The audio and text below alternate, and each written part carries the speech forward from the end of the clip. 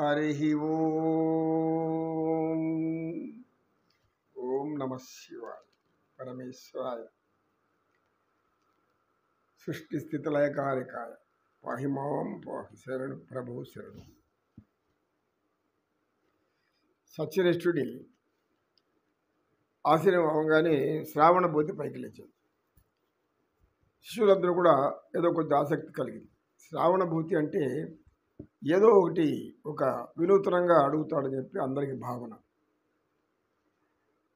అన్నట్టుగానే శ్రావణభూతి గురువుని చూసి, గురువుగారు మీరు సామెతలు చెప్తున్నారు, ఈ మధ్య చెప్పటం లేదు అని అన్నాడు.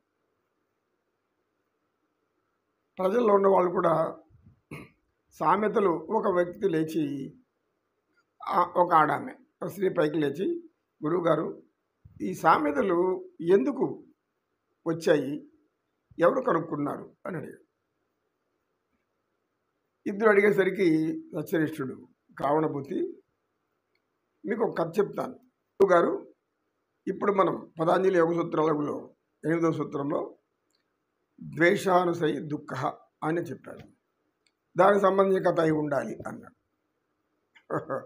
సరే, నీవు అడిగినట్లుగా నేను చెప్తాను, కూర్చో అని చెప్పి ఒక గ్రామంలో అనేక, గ్రామం అంటే జనసంఖ్య ఎక్కువగా ఉంటారు, వాళ్ళందరూ కూడా వ్యవసాయం అన్ని చేసుకొని జీవిస్తూ ఉంటారు. అయితే ఆ గ్రామంలో కొద్దిగా ఎక్కువ ధనవంతులు ఇద్దరు ఉన్నారు. ఆ ఇద్దరిలో ఒక ధనవంతుడు మంచివాడు. అతనుకున్న భూమిలో అనేక రకాలుగా పంటలు వేసుకొని దాన్ని అమ్ముకొని జీవిస్తూ ఉంటాడు. రెండో వాడు కొంచెం స్వలాభాపేక్ష, అంటే ఎక్కువ ధరలకు అమ్ముకునేటువంటి పరిస్థితి. ఈయన తక్కువ ధరలకు ఇస్తుంటే ఈ మొదటి వ్యక్తి రెండో వ్యక్తికి అసూయ పెరిగింది.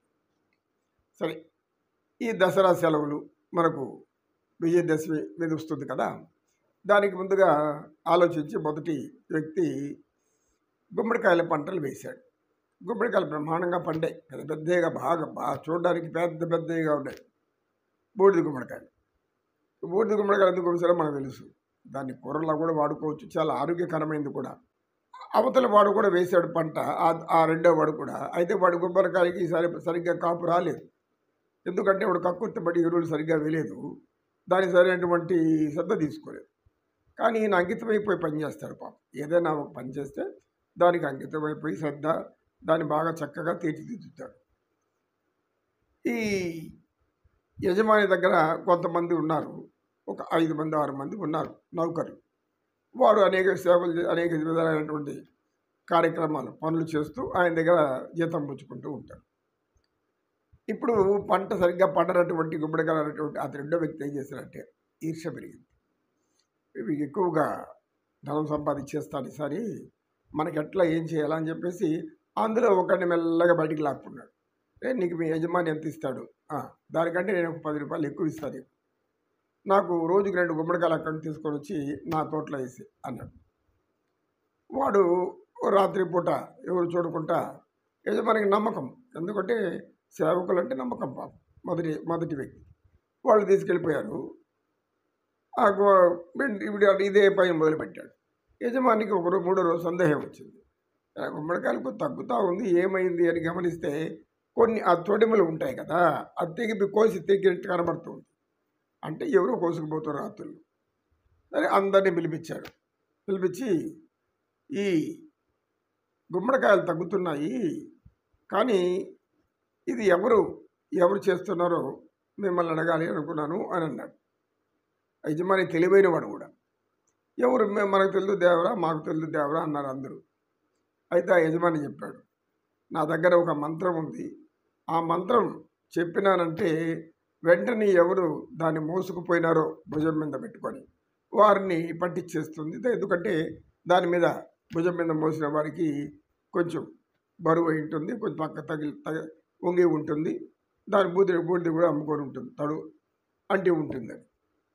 వెంటనే అందులో ఒకడు భుజాలు బాగా తడుముకున్నాడు, దులిపేస్తున్నాడు, అక్కడ ఏమన్నా ఉందా అని సరిగ్గా సరి చేసుకుంటున్నాడు భుజాలు. ఇంకా ఆ యజమాని ఏం చేశాడో అర్థమైపోతుంది మనకు. కనుక గుమ్మడికాయల దొంగ అంటే భుజాలు తడుముకున్నాడు అని సామెత కోసం ఈ కథ. గుమ్మడికాయల దొంగ అంటే భుజాలు తడుముకున్నాడు. చాలా ఒక సామెత ఇంకొక సామెత కావాలన్నా అన్నాడు గురువుగారు. గురువుగారు అందరూ కూడా ప్రజలు చాలా సంతోషించారు. చక్కటి యొక్క మన సామెతల గురించి చెప్పారు గురువుగారు. ఇంకొకటి అని చెప్పండి అన్నాడు. సరే, ఈ గుమ్మడికాయకు సంబంధించి ఇంకొకటి చెప్తాను. ఒక గ్రామంలో ఇంకో గ్రామంలో ఒక వ్యక్తి ధనాశాపరుడు.